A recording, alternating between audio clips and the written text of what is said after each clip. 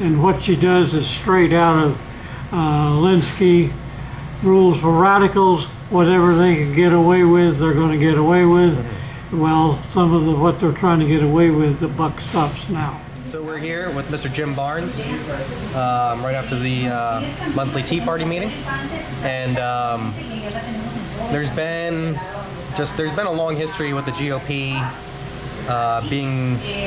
acting out of character. And what happened with you recently? I was at the bylaws meeting, and they were discussing how to punish 3 precinct chairs, female precinct chairs, that had been to a meeting at one of their houses when the Democratic candidate for 13th Court of Appeals was also there.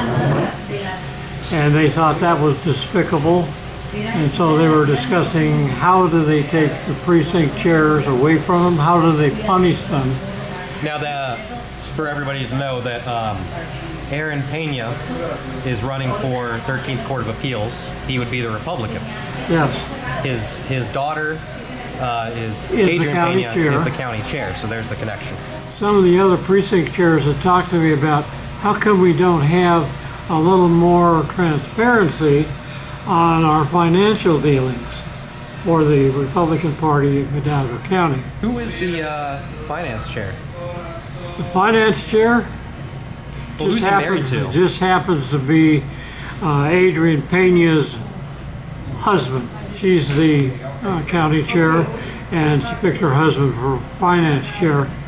And he once, I think it was in January, made a statement that they have some donations made by anonymous donors for special projects.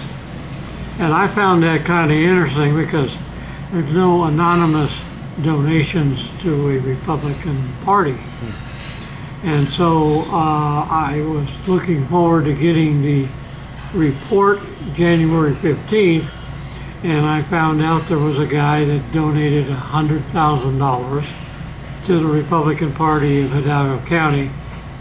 And I had done some research going back several years, and in any 6-month period, we had never got more than 35, 40, once in a while a high 40s, but less than $50,000 in donations. And in that 6-month period, we had gotten 161,000 from one individual, and I did a ethics check on him. There's no ethics records in the Texas Ethics Commission at all. It's like he's a non-entity. But I kind of wanted to know, what is it he wants? What is it he wants her to do with the money? What was the special project? Because the CEC, made up of precinct chairs, should have had some input into that. And so after I made a public comment that we needed more transparency, and a couple other precinct chairs also got up and said the same thing, the county chair got up and it's probably one of the worst tirades and dressing downs I've ever received in my life, because I was less than a human being in her mind because I asked for transparency.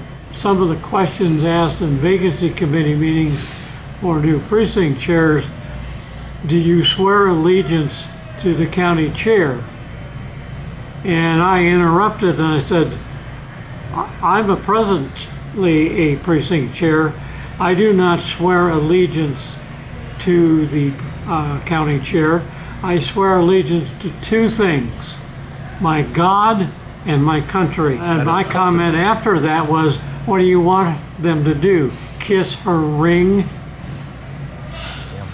I find it rather disturbing that they were asking questions like that. In December next year, when I have to sign up for re-election as a precinct chair, that she probably will not sign it because she wants to get me out of the picture, because I asked too many questions about transparency and how she acts towards fellow Republicans, that her demeanor is not somebody that I would want to work for, but I'm a Republican, and if I quit, who's going to take up the ball to straighten out how the party should run? Our responsibility is to serve her, not the basic Republican grassroots that lives in Hidalgo County. I think that she believes that that's our purpose, to serve her. Right. And I disagree with that. We need to serve the grassroots, find out what they want, what they need, help them get it as best we can. And that's not where we're going.